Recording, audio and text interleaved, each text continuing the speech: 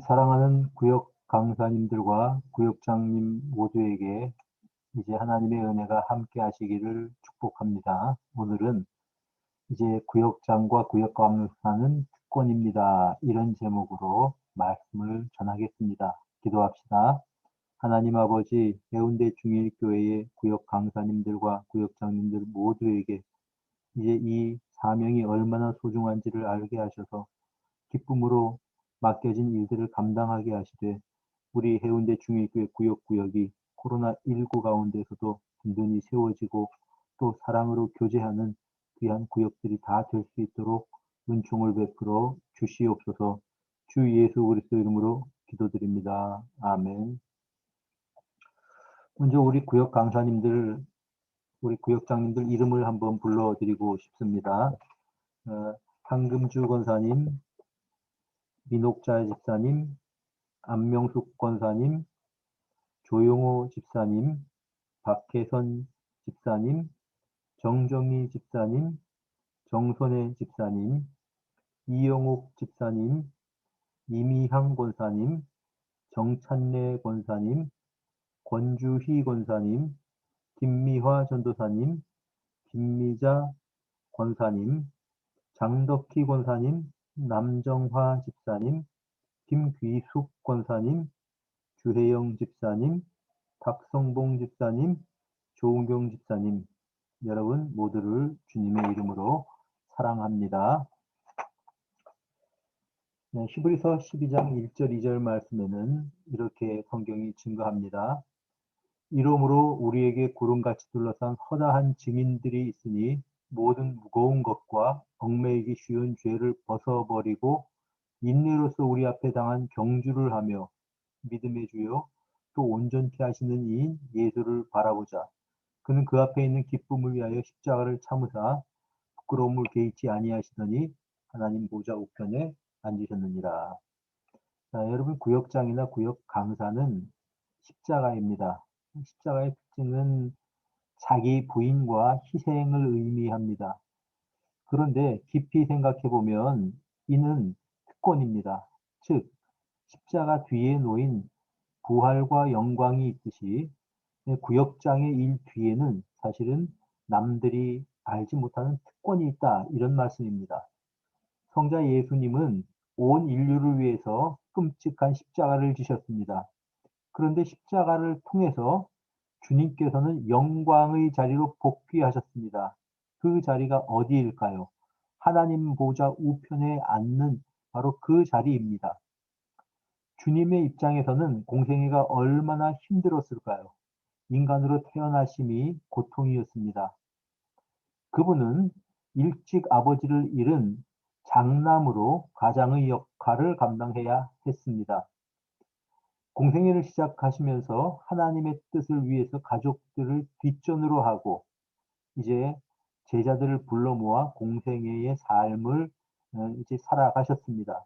가족들의 오해가 얼마나 힘들었을까요?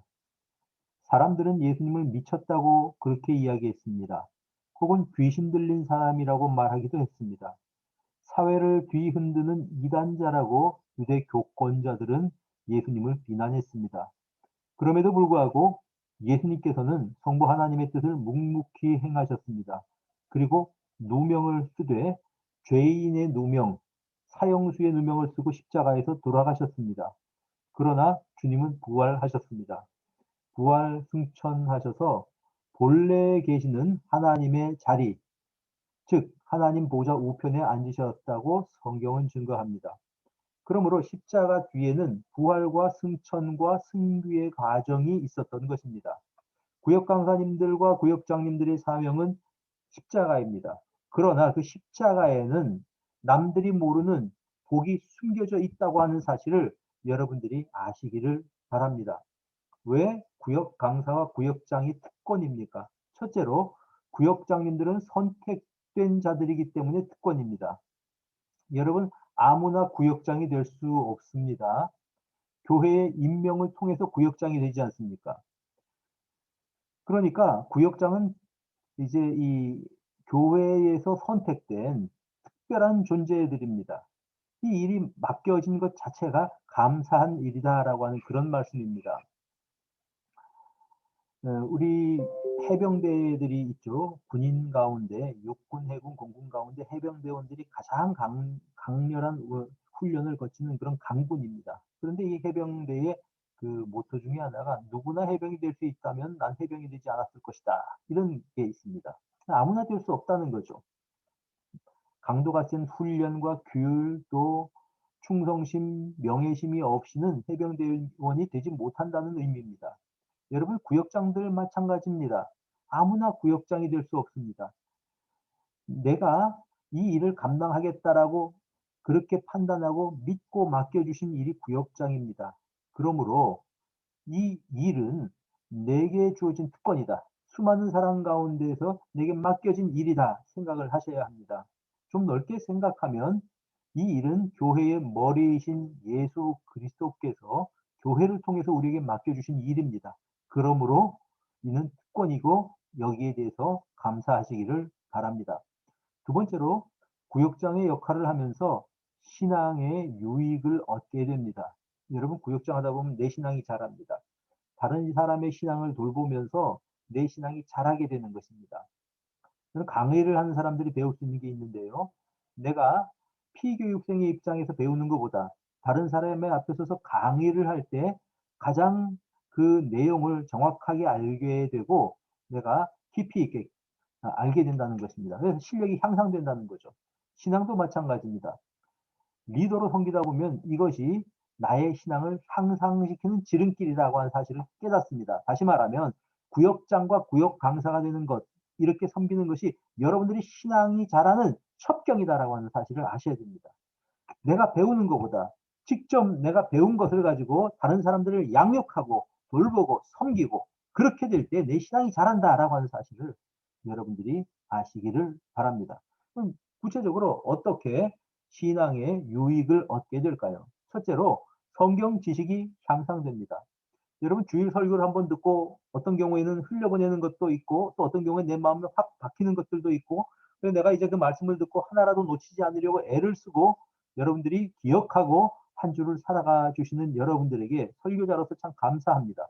그런데 여러분 이 선포된 말씀을 다시 한번 기록된 그 이제 그 문자를 통해서 우리 구역원들에게 다시 전달할 때 그 의미, 내가 놓쳤던 의미, 몰랐던 의미를 깨닫게 되는 것입니다. 그리고 그 과정에서 성경을 보는 눈이 깊어지는 것입니다. 그리고 직접 성경 구절들을 인용하면서 성경 구절들을 암송하게 되는 것입니다. 제가 성경 구절을 암송하게 된 최초의 계기가 주일학교 교사가 되면서 그 요절을 아이들에게 가르치기 위해서 나도 같이 요절을 외우다 보니까 요절들을 암송하게 되었습니다. 여러분, 구역장님들이 되면 주보에 있는 금주의 만나를 내가 빠지지 않고 할 수밖에 없습니다. 그럼 자연스럽게 성경 전체를 공부하게 된다는 것이지요. 여러분 평생 성경을 그 교회를 다녀도 성경 한번 읽지 못한 사람들이 얼마나 많은지 모릅니다. 그런데 구역장 하면서 1년만 성경 그 교회에 나오는 금주의 만나를 착실히 따라가면 성경을 한번 읽을 수 있게 됩니다. 이게 얼마나 귀한 일입니까? 왜 성경을 아는 것이 중요할까요? 성경은 하나님의 말씀이기 때문에 그렇습니다. 히브리서 4장 12절에는 하나님의 말씀은 살아있고 활력이 있다고 말씀했습니다. 좌우의 날선 검과 같다 이렇게 말씀을 합니다. 여러분 하나님의 말씀이 여러분들의 생각을 찔러서 쪼개고 드러내는 것입니다. 내 자신을 성경을 통해서 깨닫게 된다고 하는 말씀입니다. 그러므로 이런 하나님의 말씀을 우리가 알게 된다. 암송할 수 있게 된다.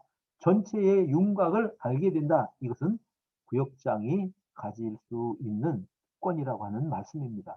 물론 평신도들도 이렇게 공부를 할 수는 있겠지만 제일 빨리 이렇게 이제 이런 성경을 깊이 있게 아는 방법이 구역장이나 구역 강사를 하는 일이다. 이 사실을 생각하면서 감사하시기를 바랍니다. 둘째로 기도 시간이 늘어나게 됩니다. 기도가 깊어집니다. 나만을 위해서 기도할 때보다 기도할 분량이 많아집니다. 구역원들 위해서 다 기도를 해야 되지 않습니까? 기도는 사랑입니다. 마음을 쏟는 일입니다. 전심으로 기도하다 보면 그 구역원들을 사랑하지 않을 수가 없는 것입니다. 그러므로 사랑도 배우게 되는 것이고 사랑의 깊이도 깊어지게 되는 것입니다. 세 번째로 주님의 마음을 배우게 됩니다.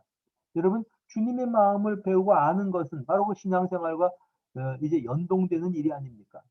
구역원들이 아파하면 같이 아파합니다. 그 집안 아이들이 아프면 때로는 나도 걱정이 돼서 기도하고 또 때로는 어떤 때는 같이 병원에 가주기도 합니다. 구역원들이 세상 살다 참 힘들어하고 눈물을 흘리는 모습을 보면 내가 마음이 아파서 안타까워하기도 합니다. 또 때로는 구역원들이 이렇게 하나님을 멀리 떠나는 모습을 보면서 내가 정말 이 하나님 앞에 마치 나의 허물인 것처럼 기도하면서 구역원들을 위해서 기도하게 됩니다. 그러면서 우리를 위해서 기도하시던 주님의 마음을 우리가 배우게 된다라고 하는 것입니다. 로마서 12장 15절 말씀처럼 즐거워하는 자들과 함께 즐거워하고 우는 자들과 함께 울 수 있게 된다라고 하는 그런 말씀입니다. 여러분, 우리가 예수님의 마음을 안다는 것은 어떻게 알 수 있을까요? 우리도 예수님이 하셨던 사역, 그런 사역 구역원들을 돌보며 섬기는 사역을 통해서 예수님의 마음을 조금이나마 맛볼 수 있는 것입니다.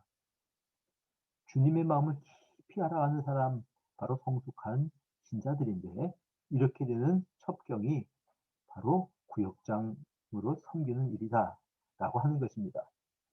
네 번째로 목회자를 이해하게 됩니다.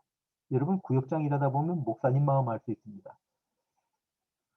우리 성도님들이 참 목회자를 존경하고 돕고 싶어하는 분들임을 인하여서 여러분들에게 참 감사합니다. 그런데 여론의 목사가 언제 힘들어하고 언제 기뻐하는지 구역장을 해보면 바로 알 수 있습니다. 왜냐하면 내가 구역원들을 섬기는 입장이 되고 말씀을 가르치는 입장이 되고 그들을 위해서 기도해주는 입장이 되다 보면은 목회자가 언제 힘들어할지 정확하게 내가 느끼게 되는 것입니다. 그러므로 구역장을 정말 진실하게 잘한 사람들은 목회자의 좋은 동역자가 되는 법입니다. 구역 강사님들과 구역장님들은 제게 이런 면에서 좋은 동역자들입니다. 마치 자녀를 기르게 될 때, 양육하게 될 때, 비로소 이 아버지나 어머니의 마음을 깨닫는 것과 마찬가지로 구역장이 될 때 비로소 목회자의 마음을 알게 되는 것입니다. 그래서 목회자를 위해서 좀 더 구체적으로 기도할 수 있고 목회를 도와줄 수가 있게 되는 것입니다. 여러분, 이렇게 구역장 일을 하면서 내 자신의 모습을 보게 됩니다. 우리 구역원들 가운데에서 내 자신의 모습을 보게 되는 겁니다. 때로는 구역원들이 를 위해서 섬긴다고 섬기지만 정말 나의 어떤 이제 이 영향력 안에 들어오지 않는 사람이 있으면 여러분 내 자신을 한번 돌아보는 거죠. 내가 이제 목사님에게 어떤 존재였을까 한번 돌아볼 수가 있는 것입니다. 그러므로 이는 특권이라고 하는 말씀입니다. 다섯 번째로 구역원을 통해서 내가 배우게 됩니다. 여러분, 구역원들을 통해서 다른 사람들의 삶을 배우는 것입니다. 그럼 다른 사람들이 어떻게 살아가는지, 신앙생활을 어떻게 하는지, 그리고 그들이 하나님을 사랑하면서 그들이 어떻게 하나님을 위해서 헌신하는지를 보면서 아, 나도 저렇게 해야 되겠다. 배우는 것이 생기는 것입니다. 일상생활에서 내가 경험하지 못한 다른 직종에 있는 사람, 다른 환경에 있는 사람들이 신앙생활하는 모습을 통해서 사람을 배우게 되고 또한 내가 지혜를 얻게 되는 것입니다. 그러니 이것은 구역 강사님들만 알 수 있는 특권이라고 하는 말입니다. 우리 구역원들이 아름답게 성장하는 모습을 보면서 나도 자극을 받습니다. 더 열심히 해야지. 더 구역장으로서 성실하게 해야지. 또한 이를 통해서 이 하나님을 더 사랑하려고 나도 발버둥치게 되는 것이고 그러다 보면 신앙이 성장하게 되는 것입니다. 그러므로 있는 특권이라고 하는 말씀입니다. 여러분, 이제 이 신앙이 성장하게 되는 것, 이것이 구역장의 어떤 특권입니다. 그리고 또한, 이제 다른 측면에서는 나의 신앙을 지킬 수 있게 해주는 울타리가 구역장이라는 직분입니다. 이런 구역장이 아니었다면 때로는 바쁜 일이 생기고 때로는 사람들의 모임이 있고 그러면 주일날 오전 예배만 드리고 없어진다든지 뭐 이렇게 될 수도 있는 것입니다. 구역장이기 때문에 그렇게 하지 못하는 경우가 얼마나 많은지 모릅니다. 여러분 제 이야기를 좀 말씀을 드리겠습니다. 가끔 내가 목회를 하지 않고 다른 인생길을 걸어갔었더라면 어떤 사람이 되어 있을까라고 생각을 해보는 경우가 있습니다. 제가 볼 때는 좀 욕심이 많은 사람입니다. 재물에 대한 욕심도 많고요. 자녀에 대한 욕심도 많고요. 경쟁심도 아주 이제 많은 사람입니다. 그래서 상대를 누르고 이기려고 하는 그런 이제 이제 습성이 있습니다. 그리고 또 죄의 유혹에도 제가 약한 사람입니다. 그러니 죄의 유혹에 노출되었을 때 범죄하고 악하게 살아갈 가능성이 많은 사람이라고 하는 말씀입니다. 그런데 하나님께서 저를 일찍 10대 때에 목회자로 불러주셔서 목회자의 삶을 살고 이 길을 걷다 보니 상대적으로 이런 위험으로부터 이런 어떤 나의 이 사명이 나를 지켜주었다 이런 생각을 해보게 됩니다. 여러분 물론 지금 목사로서 제가 완전한 존재라는 자랑은 결코 아닙니다. 지금도 저 자신에 대해서 마음 아파하면서 때로는 좌절하면서 나와 싸우면서 이제 이 길을 걸어가고 있습니다. 그러나 분명한 사실은 나를 불러주신 하나님의 은혜와 지금까지 살아오게 인도하셨던 하나님의 사랑이 아니라면 지금보다도 이제 더 못한 사람이 되어 있음에 틀림없을 것 같습니다. 그래서 저는 이것이 참 감사하는 것입니다. 하나님, 내가 목회자로 살아가는 것 자체가 죄로부터 악한 영향력으로부터 나를 보호하는 측면이 있었습니다. 그래서 제가 감사하는 경우가 많이 이제 있습니다. 여러분, 주님께서 불러주신 것이 다른 한편으로는 자기를 부인하고 내 중요한 것들을 포기하고 주님의 뒤를 따라가는 십자가의 부름이었지만 그러나 돌아볼 때 바로 이 부름이 나를 지켜주신 하나님의 은혜였구나. 은혜의 품속에 나를 품고 인도하셨구나라고 하는 아주 제 마음속 깊은 곳에서의 감사를 늘 하나님 앞에 드리고 있는 것입니다. 여러분 구역장님들 역시 마찬가지입니다. 십자가를 맡겨주신 것이 역설적으로 특권이라고 하는 사실을 잊지 마시기를 바랍니다. 이렇게 구역장, 구역 강사 일을 감당하셔서 언제나 행복한 여러분들 되시기를 주님의 이름으로 축복합니다. 자, 여러분, 우리가 구역들을 이렇게 이제 늘 이제 구역 예배를 아직 드리지는 못하지요. 그러나 구역원들과 만나서 대면 예배는 드리지 못하지만은 늘 연락하시고 단톡방을 만드시든지 밴드를 만드시든지 하셔서 계속 내게 맡겨준 구역원들과 접촉하고 그들과 교제하십시오. 그래서 이제 우리 구역 강사, 구역 장님들 통해서 구역원들이 이렇게 믿음을 든든히 이렇게 지켜가는 은혜가 있기를 주님의 이름으로 축복합니다. 기도합시다.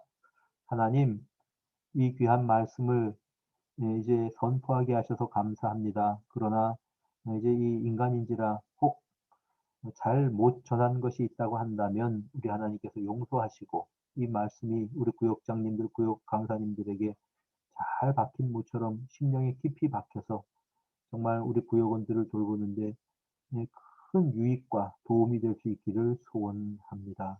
하나님, 자유롭게 구역 예배 드리는 그날까지 우리를 지켜 주시옵소서. 우리 구역원들 가운데 힘들고 어려운 가운데서도 섬기고 있는 구역원들을 기억하여 주셔서 은혜를 베풀어 주시기를 원합니다. 생업을 지켜 주옵소서. 영육간에 강건하게 하여 주옵소서. 우리 해운대 중일교에 속한 모든 성도들의 자녀들이 믿음으로 든든히 서는 귀한 자녀들 다 될 수 있도록 은총을 베풀어 주시옵소서. 우리 구주 예수 그리스도 이름으로 기도드립니다. 아멘. 여러분 사랑합니다.